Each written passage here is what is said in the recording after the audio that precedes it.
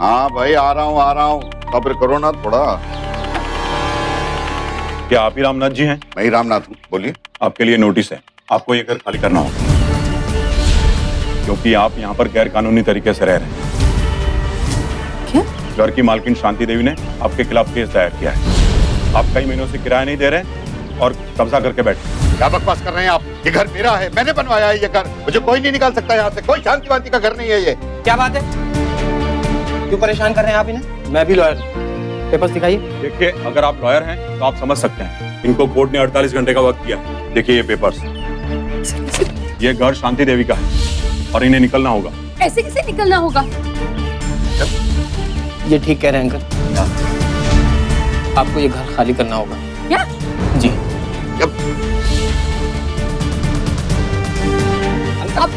Uncle क्या हो रहा है? अरे अरे डॉक्टर को बुलाओ। अरे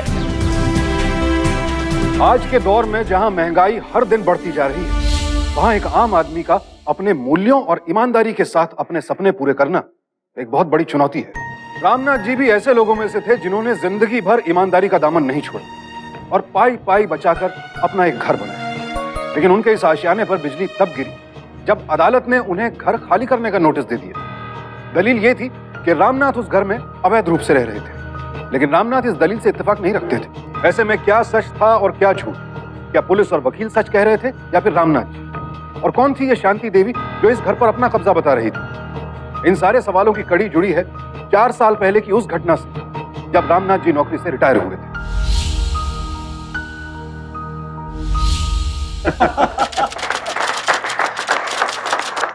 रामनाथ जी, कल से ऑफिस तो होगा नहीं और खर्चे ज्यों के त्यों। आपने सारी जिंदगी ईमानदारी से गुजारी, कभी रिश्वत तो ली नहीं। अब आगे क्या करेंगे? विजय जी, अब मैं अपना सपना पूरा करूंगा, मकान बनवाने का। ये जो ग्रेच्युटी के पैसे मिलेंगे, पीएफ के पैसे मिलेंगे, उससे मकान बन जाएगा। उसकी हमें चिंता नहीं है। अच्छा, हमें अब इजाजत दीजिए, पत्नी इंतजार कर रही होगी। अरे डिब्बा लेने नहीं, बड़ी डांट पड़ेगी घर पे। नमस्कार नमस्कार।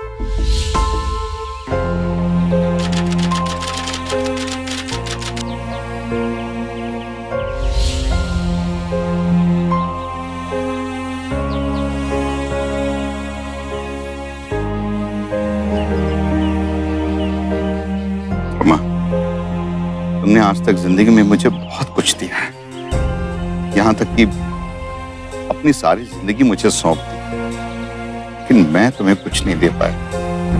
लेकिन आज रिटायरमेंट के बाद हमारा एक बहुत बड़ा सपना पूरा हुआ है, ये घर।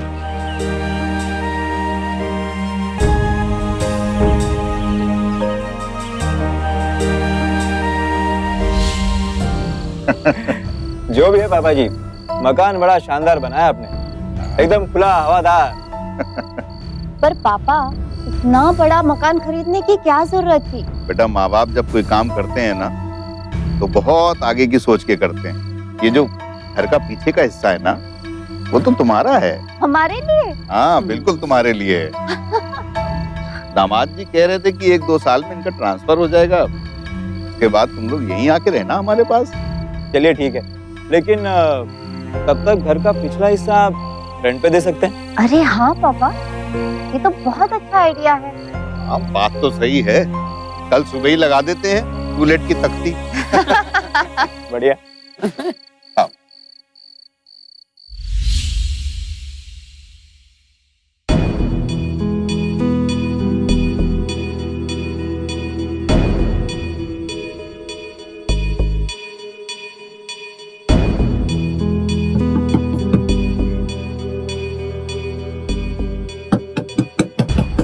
आ रहा हूँ 1 मिनट। हाँ जी कहिए। Hello sir. नमस्कार, कहिए। सर, क्या ये मकान किराए के लिए खाली है? हाँ हाँ बिल्कुल खाली है, आओ आओ अंदर आ जाओ। सर वो जरा कुत्ते को किनारे कर लीजिए प्लीज। कुत्ता? अरे ये सिर्फ बोर्ड है, कुत्ता नहीं है अंदर। वो तो इसलिए लगा रखा है कि कोई भी अनजान आदमी कुछ भी गड़बड़ करने के पहले 100 बार सोचे। आ जाओ अंदर। Thank you sir. 1 मिनट, दरवाजा बंद कर दो। आपके घर में कौन कौन है? जी मैं, मेरी वाइफ और एक बेटा है 6 साल का। अरे वाह। एक काम करो बेटा, वो जो बाहर के दरवाजे पर बुलेट की तख्ती लगी है ना, वो निकाल दो। जी हाँ भाई, अब घर मिल गया है तुम्हें। Thank you very much sir. हम कल ही किराएनामे की डीड बनवा लेते हैं। और बेटा कहाँ काम करते हो? सर मैं लॉयर। अच्छा, लॉयर है। चलो ठीक है, अच्छा है, हमारे घर में लॉयर भी रहेगा। रामनाथ जी बेहद खुश थे, और क्यों ना होते। एक पारिवारिक, मीठा बोलने वाला, सभ्य किराएदार मिले तो किस मकान मालिक को खुशी नहीं हो। शक्ति ने अगले ही दिन 11 महीनों की डील करवा ली। रामनाथ जी को लगातार पेशगी किराया मिलता रहा, और शक्ति के मिलनसार स्वभाव की वजह से कुछ ही महीनों में उनके शक्ति के साथ घरेलू संबंध हो चले। उम्र के इस पड़ाव पर रामनाथ जी एक खुशहाल और मुकम्मल जिंदगी का एहसास कर रहे थे। इसी बीच किराए के एग्रीमेंट की वो मियाद खत्म हो गई जो 11 महीनों की थी। इधर करार खत्म हुआ, उधर रामनाथ जी और उनके किराएदार शक्ति के संबंधों ने एक नई करवट ली। ये लीजिए अंकल, आज किराएनामे की डील फिर से रिन्यू करा लेते हैं 5% बढ़ोतरी के साथ। बेटा वैसे ये सब करवाते तो तुम ही हो, लेकिन सिर्फ अपनी जानकारी के लिए पूछ रहे हैं। ये डील रिन्यू करने में पैसे कितने लग जाते होंगे? अंकल स्टैम्प ड्यूटी, रजिस्ट्रेशन कुल मिलाकर लगभग 2,500 तक लग जाते हैं। आजकल स्टैम्प ड्यूटी भी तो बढ़ गई है। 2,500 रुपए? जी अंकल। काम करते हैं, ये डील रिन्यू करने की जरूरत ही क्या है? तुम ऐसे ही रहो। मैं तो तुम्हें बहुत अच्छे से जान गया हूँ, और डील तो फिर परायों के साथ होती है, तुम तो अपने हो। वैसे पैसे बचेंगे तो अच्छा ही रहेगा। हाँ और क्या। वैसे अंकल, आपको जब भी मकान खाली करवाना हो, आप बस मुझे 2 महीने पहले बोल दीजिएगा, मैं मकान खाली कर दूंगा। ठीक है। अब तेरे 2,500 रुपए बच गए हैं, तो शंकर की दुकान पे चल के 25 रुपए की चाट तो खिला दे।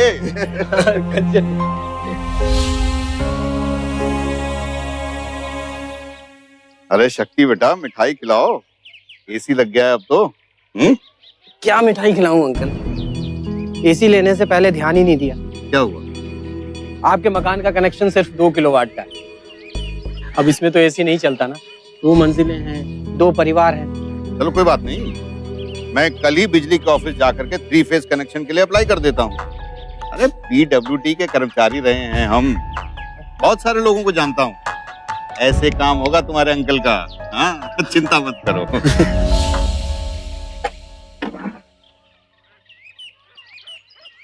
Very good, and 5 and 3 and you come here. Now my turn. 4 and 3. आइए अंकल, देखिए खेल कितना मजेदार चल रहा है। Okay, U turn. खेल तो ये सरकारी दफ्तर वाले खेलते हैं, कब क्या? खाते। अरे कोई सुनने को तैयार नहीं है। सुबह से दौड़ा कर मेरी जान निकाल ली। पानी पी लीजिए। बिना पैसा लिए फाइल एक टेबल से दूसरे टेबल तक ले जाने को तैयार नहीं है। शांत हो जाइए, पानी पी लीजिए। शिकायत करने की धमकी दो तो कहते हैं सीनियर सिटीजन हो, 2 किलोवाट बिजली में काम चलाओ ना। क्या जरूरत है आपको 3 फेज कनेक्शन की? ये लोग ऐसे ही होते हैं अंकल, कभी शरीफ आदमी की बात नहीं सुनते। हमेशा प्रेशर डालना पड़ता है इनके ऊपर। पर आप चिंता मत कीजिए, अब ये कनेक्शन कल ही लगेगा। कैसे लगेगा बेटा? बस आप लोग मुझे एक अथॉरिटी लेटर दे दीजिए।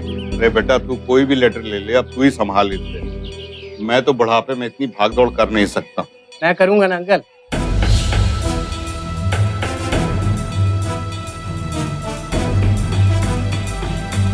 बेटा ये अथॉरिटी लेटर है, जी अंकल। और ये बिजली का bill latest. Thank you uncle. इतना अच्छे हो गए ना पौधे अभी। हाँ पौधे तो अच्छे हो गए, लेकिन कटिंग नहीं हुई है, बढ़ेंगे नहीं अच्छे से। अब माली आ नहीं रहा, हमें ही करना पड़ेगा सब। तो आप ही कर लेना। अंकल चलिए मिठाई खाइए। किस बात की? आपका काम हो गया। जी हाँ, वो भी बिना रिश्वत दिए और बिना दौड़े भागे। अरे वाह। 3 फेज कनेक्शन कल ही लग जाएगा। ये लीजिए, और फिर देखिएगा कल हम लोग एसी की ठंडी हवा में बैठ के चाय पियेंगे। ये लीजिए आपके दस्तावेज। बेटा ये दस्तावेज तुम ही रख लो। अब नल का भी तो नया कनेक्शन लेना ही है ना, पानी का प्रेशर बहुत कम आता है, तो करवाना तो तुम्हें ही है ना। डोंट वरी अंकल, आपका काम हो जाएगा। जी ठीक है बेटा। अरे भाई ये खाने के साथ सबको दे देना। ठीक है। आओ। रामनाथ जी शक्ति पर अंधा विश्वास करने लगे थे। कभी बाहर जाते तो पूरा घर उसके हवाले कर जाते, यहाँ तक कि वो अपने जरूरी डॉक्यूमेंट्स भी उसके हवाले करने लगे। लेकिन क्या एक अजनबी पर इतना भरोसा करना किसी बड़े धोखे या अपराध को बुलावा देने के बराबर नहीं? भरोसे का मतलब ये तो नहीं कि अपने विवेक को ही दरकिनार कर दिया जाए। लेकिन अब किराएदार से परिवार का हिस्सा बन चुका शक्ति दिनों दिन उनका विश्वास जीतता जा रहा था, और यूं ही 2 साल गुजर गए। किराए के उस अग्रीमेंट की मियाद तो कब की खत्म हो चुकी थी। अब देखना यह था कि रामनाथ जी के भरोसे, या यूं कहिए कि शक्ति पर उनके विश्वास की उम्र कितनी थी।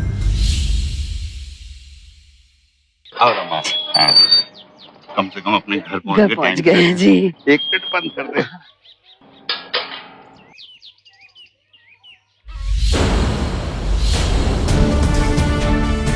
ऊपर वाला कमरा तो बंद था, ये कौन है ऊपर? शक्ति! शक्ति! शक्ति! जी अंकल। नमस्ते आंटी। नमस्ते अंकल। ये सब क्या है पहले बताओ। अंकल देखिए मैं सब बताता हूँ, पहले आप ये 5,000 रुपए रखिए। 5? जी रखिए ना।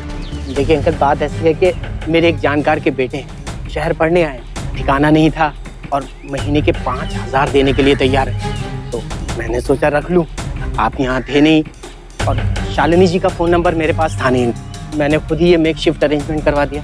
देखिए सिर्फ 2,000 का खर्चा आया अंकल, और आप जब चाहें इसे हटवा भी सकते हैं। ये 5,000 रुपये 1 महीने का एडवांस किराया है। मुझे लगा आप माइंड नहीं करोगे, इसलिए माफ़ कर दीजिए अंकल। अगर आपको बुरा लगा हो तो मैं आज ही से हटवा दूंगा। नहीं बेटा, माफी तो मुझे मांगनी चाहिए। एक पल के लिए मैंने तुम्हें गलत समझ लिया। तो क्या है ना कि जिंदगी भर की कमाई से ये घर बनवाया, इसलिए थोड़ा सा डर गए थे। उम्र हो गई है ना। वरना आजकल कोई किसी के बारे में कहाँ सोचता है। कोई बात नहीं आंटी, मैं आप लोगों का अपना ही तो हूँ, और अगर गुस्से में अंकल ने कुछ कह भी दिया हो तो कोई बात नहीं। हाँ, क्यों नहीं। आओ रमा। रामनाथ जी खुश थे। अब उन्हें हर महीने 5,000 रुपए की अतिरिक्त आमदनी हो रही, लेकिन उन्होंने एक बार भी ये नहीं सोचा कि कहीं शक्ति उनके भरोसे का नाजायज फायदा तो नहीं उठा रहा, और कहीं धीरे धीरे उनके घर में अपने पांव तो नहीं पसार रहा। 4 साल गुजरने के बाद भी ये सवाल उनके जहन में नहीं आया, लेकिन ये लाजमी सवाल एक दिन उनकी बेटी शालिनी के दिमाग में आ गया, जब वो उनसे मिलने आई हुई। पापा पूरे 4 साल हो गए वो शक्ति इस घर में रह रहा है, आपके और उसके बीच में कोई एग्रीमेंट हुआ भी है या नहीं हुआ है, क्या है? हाँ, मेरी बात तो सुनो माँ, तुम तो बिल्कुल राशन पानी लेके चढ़ जाती हो मेरे ऊपर।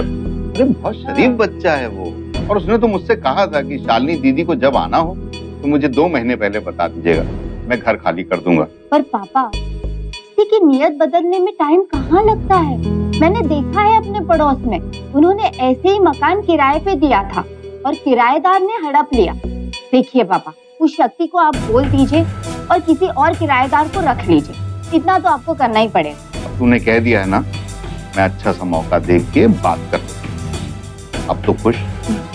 जी पापा।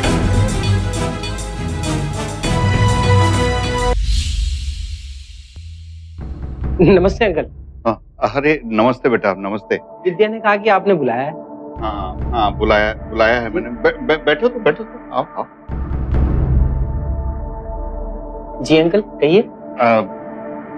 बेटा क्या है कि मैंने तुम्हें बताया था ना, वो शालिनी यहाँ रहने आएगी, तो बेटा अगर हो सके तो, मगर ये मकान नहीं, मतलब मेरी मजबूरी है बेटा, इसलिए। आप कैसी बातें कर रहे हैं अंकल, किराएदार को तो जाना ही होता है, मैं मकान खाली कर दूंगा। बस आपसे एक छोटी सी रिक्वेस्ट थी। हाँ, बोलो। अगर आप शालिनी जी को 6 महीने के लिए रोक सकें तो। देखिए ना अंकल, आसपास मकान ढूंढने में थोड़ा टाइम लगेगा और मिड टर्म में मैं दूर नहीं जाना चाहता। वैभव की पढ़ाई और उसके स्कूल का हर्जा हो जाएगा। बस 6 महीने की मोहलत दे दीजिए, मैं वादा करता हूँ कि मैं वैभव का स्कूल खत्म होते ही चला जाऊंगा। हाँ, कोई बात नहीं बेटा, कोई बात नहीं। Thank you uncle. जी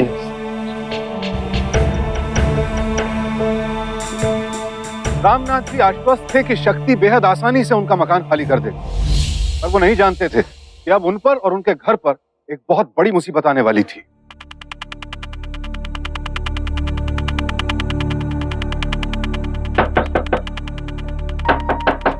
हाँ भाई, आ रहा हूँ, सब्र करो ना थोड़ा। क्या आप ही रामनाथ जी हैं? वही रामनाथ हूँ, बोलिए। आपके लिए नोटिस है, आपको ये घर खाली करना होगा क्योंकि आप यहाँ पर गैर कानूनी तरीके से रह रहे हैं। क्या? घर की मालकिन शांति देवी ने आपके खिलाफ केस दायर किया है। आप कई महीनों से किराया नहीं दे रहे और कब्जा करके बैठे। क्या बकवास कर रहे हैं आप? ये घर मेरा है, मैंने बनवाया है ये घर, मुझे कोई नहीं निकाल सकता यहाँ से। कोई शांति वांति का घर नहीं है ये। क्या बात है? क्यों परेशान कर रहे हैं आप इन्हें? मैं भी लॉयर हूँ। पेपर्स दिखाइए। देखिए, अगर आप लॉयर हैं तो आप समझ सकते हैं। इनको कोर्ट ने 48 घंटे का वक्त दिया। देखिए ये पेपर्स, ये घर शांति देवी का है और इन्हें निकलना होगा। ऐसे कैसे निकलना होगा? ये ठीक कह रहे हैं अंकल। क्या? आपको ये घर खाली करना होगा। क्या? जी। क्या? अंकल क्या हो रहा है? अरे अरे डॉक्टर को बुलाओ। अरे संभालो अपने आप को, क्या हो रहा है आपको?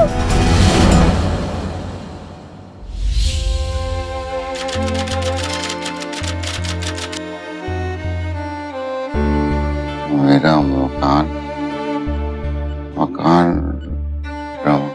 आप शांत हो जाइए, सब कुछ ठीक हो जाएगा, आप आराम कीजिए। हाँ अंकल, मैंने छानबीन शुरू करवा दी है और कोर्ट से स्टे भी ले लिया है। आप प्लीज टेंशन मत लीजिए। ऐसे कैसे कोई आपका मकान आपसे छीन लेगा? देखिए, ऐसे फ्रॉड से कैसे निपटना है मैं अच्छी तरह से जानता हूँ। बस आप प्लीज जल्दी से ठीक हो जाइए अंकल, और फिर हम एक साथ मिलके पुलिस स्टेशन चलेंगे। शालिनी, जी पापा। मैंने कहा था ना, इंसान पहचानने में गलती नहीं हुई है मुझसे। जी पापा। खुश रहो बेटा।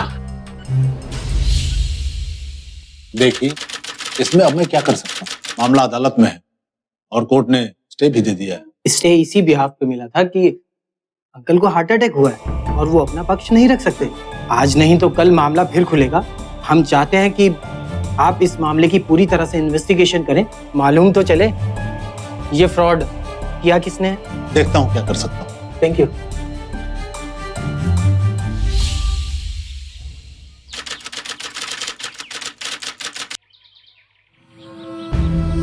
नमस्कार रामनाथ जी। नमस्कार। नमस्ते। रामनाथ जी, आप? हाँ जी, मैं ही हूँ रामनाथ, लेकिन मैंने आप दोनों को पहचाना नहीं। कैसे पहचानेंगे? आप हमें जानते नहीं है। वैसे आपके मकान का कुछ प्रॉब्लम चल रहा था ना? बेटा, चल रहा था नहीं, चल रहा है। तो कितने में खरीदा था वो मकान आपने? ये कोई कुल मिला के 10 लाख रुपए। तो आप एक काम कीजिए, 10 लाख रुपए लीजिए और ये समझ लीजिए कि आज तक आप उस मकान में फ्री में रह रहे हैं। मकान खाली कर दो अंकल, समझे? मतलब सीधा साधा अंकल, क्यों बुढ़ापा खराब कर रहे हो? पार्क में जॉगिंग करना अलग बात है और कोर्ट कचहरी में चक्कर काटते हुए आपको नानी याद आ जाएगी। नानी, अगर तुम लोग यहाँ से चले नहीं गए ना तो मैं चिल्लाकर पुलिस को बुला लूंगा। शोर मचाने के अलावा और आप कर भी क्या सकते हैं? 10 लाख का ऑफर दे रहे हैं, मान जाइए, आगे आपकी मर्जी। चलते हैं। चलते हैं। तो अब बदमाशों की मदद लेनी शुरू कर दी उन्होंने। धमकाना चाहते थे मुझे, लेकिन मैं ऐसी धमकियों से डरने वाला नहीं हूँ। सारी जिंदगी ईमानदारी से काम करने के लिए पता नहीं कितनी धमकियां मिली हैं मुझे। इनको क्या लगता है मैं डर जाऊंगा? पर पापा, आप अकेले क्या क्या करेंगे? अपनी सेहत देखिए, अपनी उम्र देखिए, दिल का दौरा पड़ चुका है आपको। हमारी उम्र का ही तो फायदा उठाना चाहते हैं वो लोग। उनको लगता है कि ये बुजुर्ग आदमी है, कहाँ कचहरी के चक्कर लगाएगा। लेकिन मैं ऐसे डरने वाला नहीं हूँ, छोड़ूंगा नहीं मैं जिंदगी भर की खून पसीने की कमाई है, एक एक पैसा इकट्ठा करके ये मकान बनाया है, ऐसे नहीं छोड़ दूंगा मैं। और फिर शक्ति भी हमारे साथ। क्यों बेटा? मैं हूँ आपके साथ, लेकिन मैं पुलिस स्टेशन गया था, उन्होंने पूरी तफ्तीश कर ली है। मकान के सारे पेपर्स बिल्कुल सही हैं उस शांति के पास। कौन है ये शांति देवी? बेटा शक्ति, कोई इलाज तो होगा इसका। मैं आपके साथ हूँ अंकल, पर लीगली इस मामले में मैं आपकी कोई भी मदद नहीं कर पाऊंगा। देखिए, उनके पेपर्स बहुत स्ट्रांग है। आई एम सॉरी, पर कल स्टे की आखिरी तारीख है, उसके बाद आपको ये मकान खाली करना ही पड़ेगा। मेरी बात मानिए अंकल, अभी कुछ दिन शांति बनाए रखिए, क्योंकि पुलिस और लॉयर के काम में रुकावट डालने के जुर्म में आपको सजा भी हो सकती है अंकल। प्लीज चलता हूँ।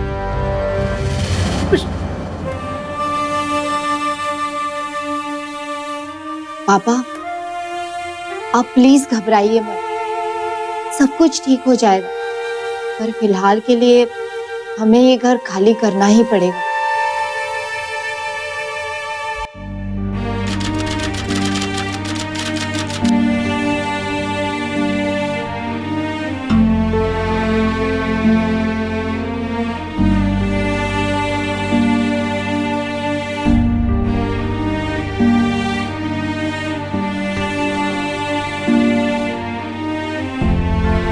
जिंदगी भर की गाढ़ी कमाई संजोकर अपने घर के जिस सपने को रामनाथ जी ने साकार किया था, वो उनकी आंखों के सामने चकनाचूर हो गया। रामनाथ जी टूट चुके थे, उन्हें समझ नहीं आ रहा था क्या करें क्या ना करें। ऊपर से जितने मुंह उतनी बात। कोई कहता रामनाथ जी ने विवादित प्रॉपर्टी खरीदी थी, कोई कहता उन्होंने बेईमानी की, और बच्चे कहते कि सब कुछ भूल जाए। लेकिन जिंदगी भर की जमा पूंजी और अरमान जिस घर में बसे हों, उसे भला कोई कैसे भूल जाए। रामनाथ जी के दिल में यही टीस बार बार उभर रही। उनके दिमाग में एक ही नाम गूंज रहा था, शांति। वही शांति जिसके नाम अब रमा निवास हो चुका था। आखिर कौन थी ये शांति? रामनाथ जी ने तय कर लिया था कि वो शांति देवी को ढूंढकर ही रहेंगे और उससे पूछेंगे कि आखिर उसने उनके साथ ऐसा क्यों किया।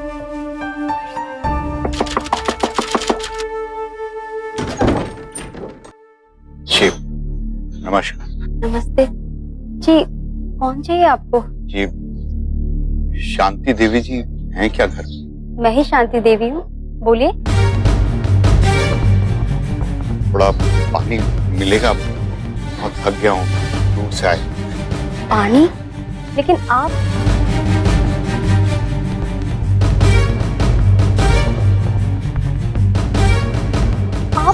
ऐसे मेरे घर में? क्यों किया तुमने ऐसा? मैं पूछता हूँ क्यों किया तुमने ऐसा? मतलब? कौड़ी कौड़ी इकट्ठा करके मैंने एक मकान बनवाया था, क्यों छीन लिया तुमने मेरा मकान? आखिर क्या दुश्मनी थी तुम्हारी मुझसे? क्यों किया तुमने ये सब? अरे बोलो क्यों किया तुमने ये सब? आप रामनाथ? रामनाथ, वो रामनाथ जिसने इतने सालों में किसी के सामने हाथ नहीं फैलाया, वो आज तुम्हारी वजह से अपने दामाद और बेटी के घर में पड़ा हुआ है। पुलिस वालों के सामने हाथ जोड़ता है, वकीलों के सामने हाथ जोड़ता है, सिर्फ तुम्हारी वजह से। देखिए, आप यहाँ से चले जाइए। बिल्कुल नहीं जाऊंगा मैं यहाँ से। इस दरवाजे पर जान दे दूंगा, लेकिन नहीं जाऊंगा मैं यहाँ से जब तक तुम ये नहीं बता देती कि ये सब तुमने क्यों किया।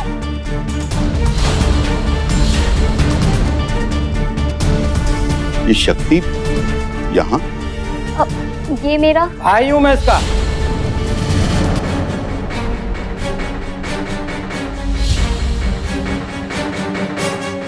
तुम? हाँ मैं सोचा था इस बुढ़ापे में क्यों तकलीफ दूं तुझे। तेरा घर टूटा, सपना टूटा, विश्वास ना टूटे, पर नहीं, खुजली है ना तुझे, यहाँ तक आ गया। ज्यादा गहराई में जाने से कभी कभी मोती नहीं कीचड़ हाथ लगता है। 4 साल मैंने तेरी देखभाल की, उतनी तो तेरी बेटी ने भी नहीं की हो, और जितना भरोसा तूने मुझ पे किया अपनी बेटी पर भी नहीं किया होगा, है ना? पर मुझे अब भी तेरे बुढ़ापे पर तरस आता है। सालों की कमाई थी तेरी। मैं बुरा आदमी नहीं हूं, इसीलिए तुझे समझा रहा हूं कि 10 लाख पकड़ और साइड हो ले, वरना कोर्ट के चक्कर लगाते लगाते मर जाएगा तू। लेकिन तुमने ये सब अथॉरिटी लेटर याद है?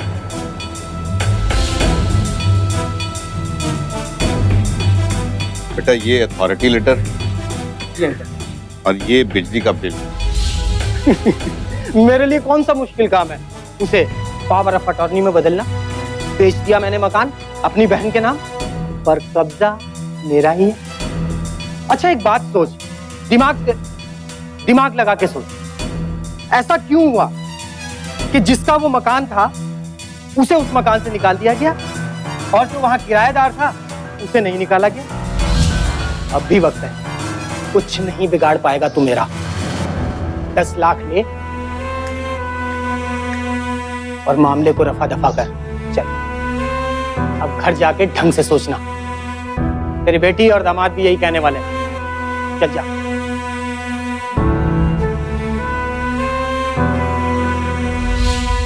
आप समझते क्यों नहीं पापा? मेरी बात मानिए, 10 लाख ले लीजिए। शालिनी ने ठीक कहा था, किसी पर भी आंख मूंद कर भरोसा नहीं करना चाहिए। दे दिया ना धोखा उसने। पापा अभी भी कुछ नहीं बिगड़ा है। हम लोग यहाँ आ ही गए, घर तो है ही। आप यहीं रहिए। सोचिए जैसे वो मकान कभी आपका था ही नहीं। प्लीज पापा, भूल जाइए सब कुछ। भूल जाऊं और खुला छोड़ दूं उस अपराधी को जो कहने के लिए कानून का रक्षक है, लेकिन उसी कानून का इस्तेमाल करके हम जैसे भोले भाले लोगों को ठगता रहे वो, ताकि एक और रामनाथ अपना घर खो बैठे और अपनी बेटी के घर में आकर रहने लगे। मुझे तुमसे कोई शिकायत नहीं है बेटा, और सच में कोई शिकायत नहीं है।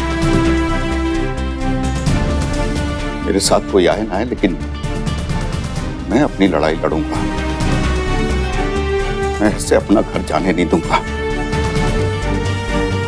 इसे नहीं जाने दूंगा अपना घर।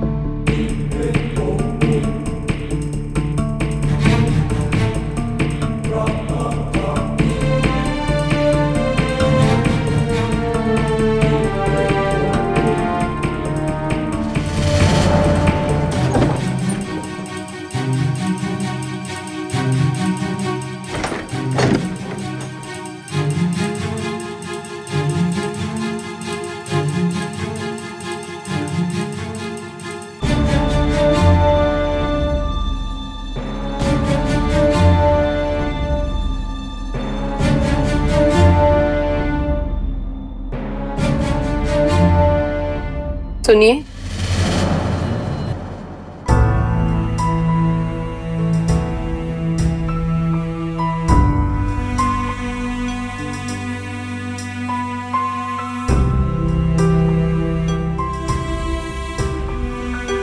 आपका टिफिन। आपको बाहर खाने के लिए मना है ना?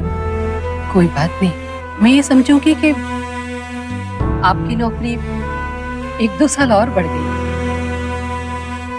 पर एक बात कहना चाहती हूँ आपसे, मैं आपके साथ इसलिए नहीं हूँ कि मुझे वो घर चाहिए। मैं आपके साथ इसीलिए हूँ कि मैं अपने ईमानदार पति को टूटते हुए नहीं देखना चाहती।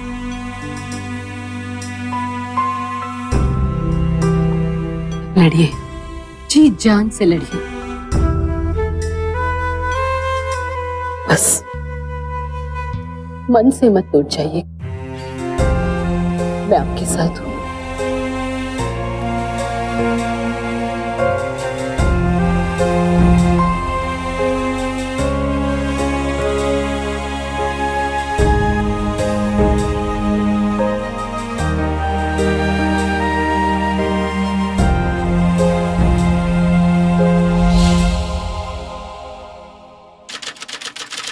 ये वो डील के पेपर हैं जो किराए के लिए, और इसी में वो भी पेपर्स हैं जो उसने फॉर्जरी करके बन। तो अब ठीक है, कल आप आ जाइए, हम केस फाइल कर देते कल। कल कितने बजे आ जाऊं? कल इसी टाइम पे। अच्छा जी, धन्यवाद, नमस्ते।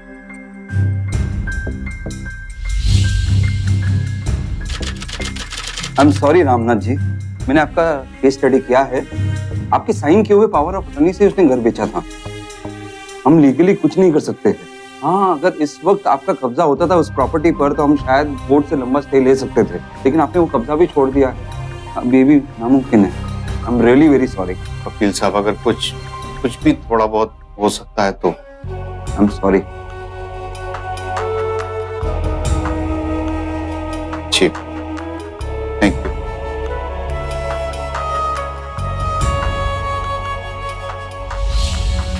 रामनाथ जी हर उस वकील से जाकर मिले जहां से उन्हें उम्मीद की किरण नजर आई, लेकिन किसी को भी अपनी उम्मीदों पर खरा उतरता ना देखकर वो निराश नहीं हुए और उन्होंने अपना केस खुद ही लड़ने का फैसला कर लिया। आप समझने की कोशिश क्यों नहीं करते पापा? जब लॉयर्स ने हाथ खींच लिए तो आप क्या कर सकते हैं? उनसे ज्यादा कानून जानते हैं क्या आप? नहीं बेटा, उनसे ज्यादा कानून तो नहीं जानते, लेकिन इतना जानते हैं कि जिस चीज पे मेरा हक है वो मुझे मिलनी चाहिए, बस।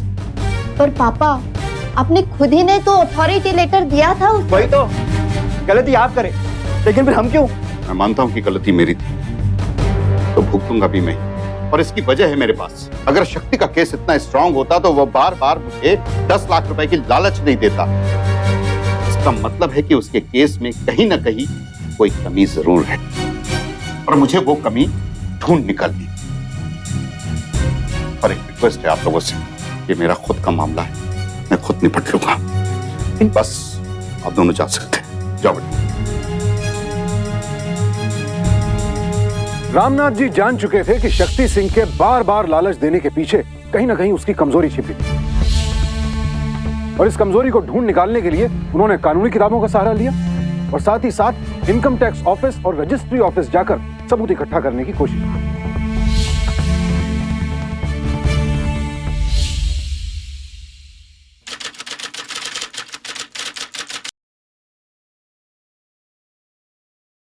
रामनाथ सिन्हा विरुद्ध एडवोकेट शक्ति सिंह, मामला क्या है?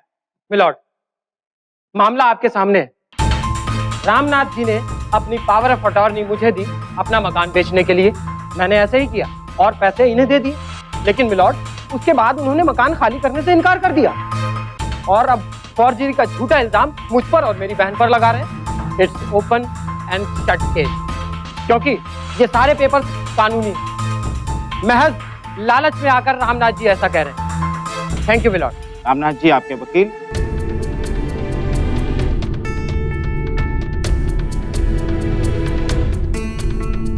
सर, माफी चाहता हूं, मैं इस केस को लेकर के जितने भी वकीलों से मिला, उन्हें भी, जैसा कि शक्ति सिंह को भी लगा कि इस केस में कोई दम नहीं है, तो उन्होंने लड़ने से इनकार कर दिया।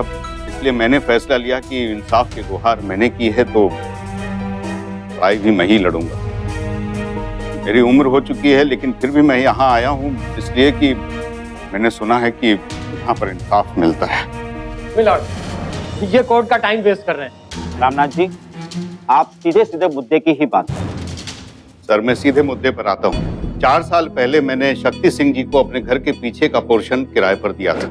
गलती मुझसे ये हुई कि 1 साल के बाद मैंने उस डील को रिन्यू नहीं किया, क्योंकि मुझे लगा कि ये भला आदमी है। दूसरी गलती मेरी ये है कि मैंने घर के किसी काम के लिए, इन्होंने घर के पेपर्स मांगे तो मैंने घर के पेपर्स और अथॉरिटी लेटर्स ये सब इनको सौंप दिए, और इन्होंने धोखा दे करके पावर ऑफ अटॉर्नी बनवाई और बिना मुझे बताए मेरा घर शांति, जो इनकी बहन है, उनको बेच दिया।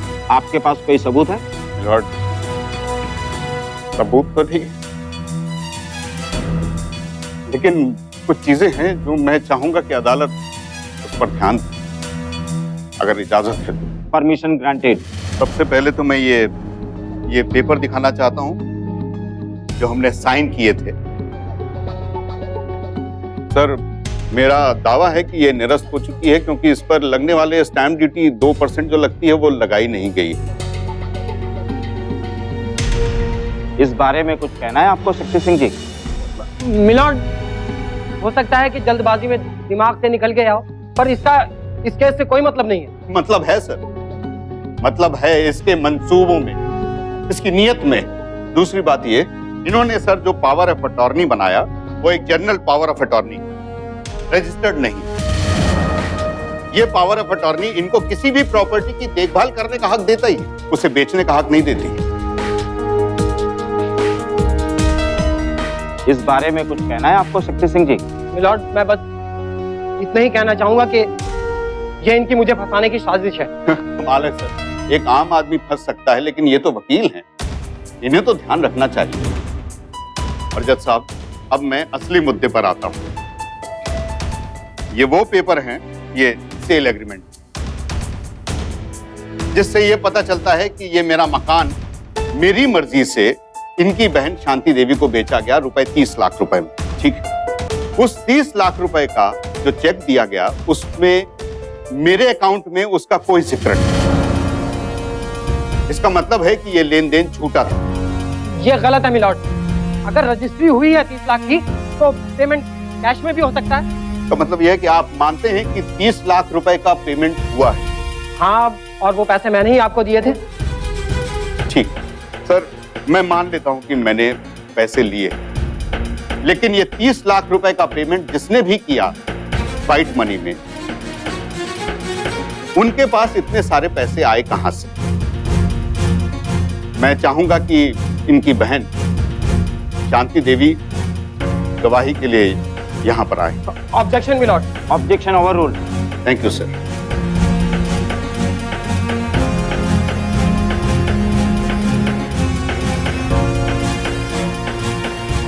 शांति देवी जी, जी आपने शक्ति जी को 30 लाख रुपए दिए मुझे देने के लिए, कैश? हाँ, वो मैंने पूरे दिए। ये 30 लाख रुपए आपके पास कहां से आए? वो मेरे पति के बचत में से थे। बचत में से थे? मिलॉर्ड, शांति जी का कहना है कि वो 30 लाख रुपए इनके पति की बचत में से थे।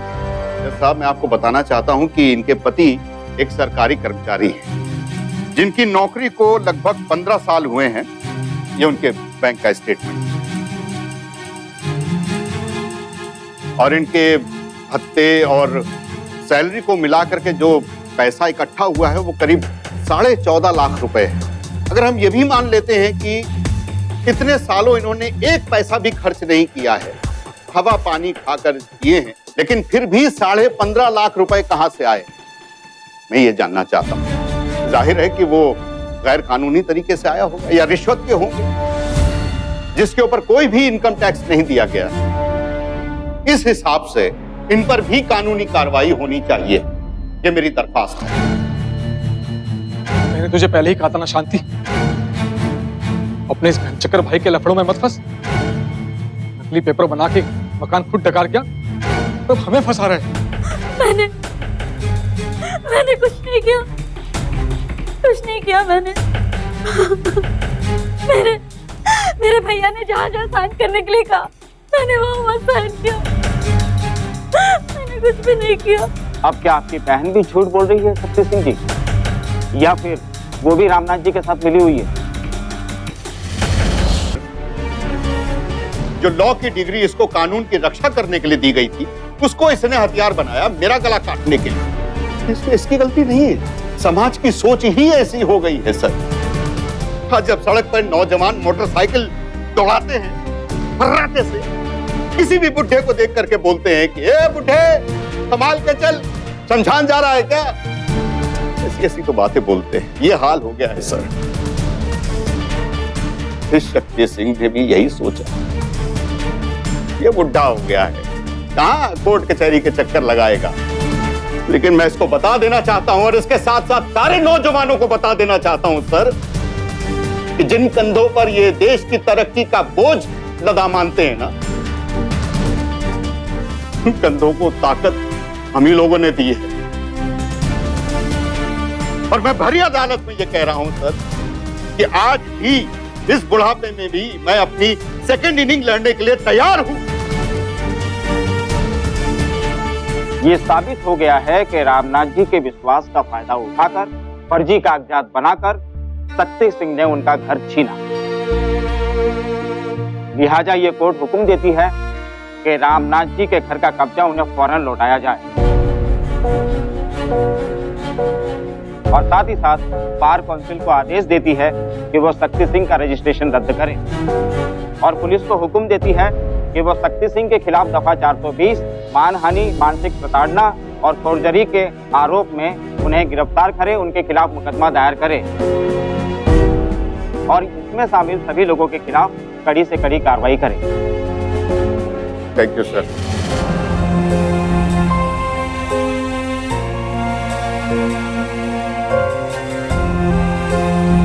रामनाथ जी के साथ धोखाधड़ी करने के लिए शक्ति को आईपीसी की धारा 420, 464 और 468 और उन्हें डराने धमकाने के लिए धारा 195 के तहत कड़ी सजा दी गई। अगर विश्वासघात गलत है तो किसी पर आंख मूंद कर विश्वास करना भी उतना ही गलत है।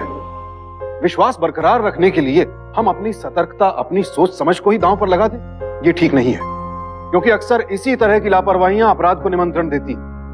भरोसा करना और भावनाओं में बह जाना, ये दोनों अलग अलग चीजें हैं और इनके बीच बेहद बारीक लकीर है और इस फर्क को समझना हमारी सबसे बड़ी सावधानी है। घर, प्रॉपर्टी, जमीन, इन्हें लेकर सदियों से झगड़े होते आए। रामनाथ जी ने अपनी लड़ाई तो जीत ली, लेकिन उनकी ये जीत हम सब के लिए एक बहुत बड़ा सबक दी। अपनी निजी जिंदगी से जुड़ी अहम जानकारियां या कागजात किसी को भी सौंपने से पहले सावधान रहें, क्योंकि जो गलती रामनाथ से हुई वो कहीं हम में से किसी से ना हो जाए। शक्ति जैसे लोग कानून के सारे दांव पेच भली भांति जानते हैं और उनका अपने फायदे के लिए गलत इस्तेमाल करते हैं। एक वकील होने के बावजूद शक्ति सिंह ने अपने कानून के ज्ञान का इस्तेमाल अपराध करने के लिए किया और वकालत जैसे सामान्य पेशे पर कलंक लगाया। लेकिन सभी वकील शक्ति सिंह जैसे नहीं होते।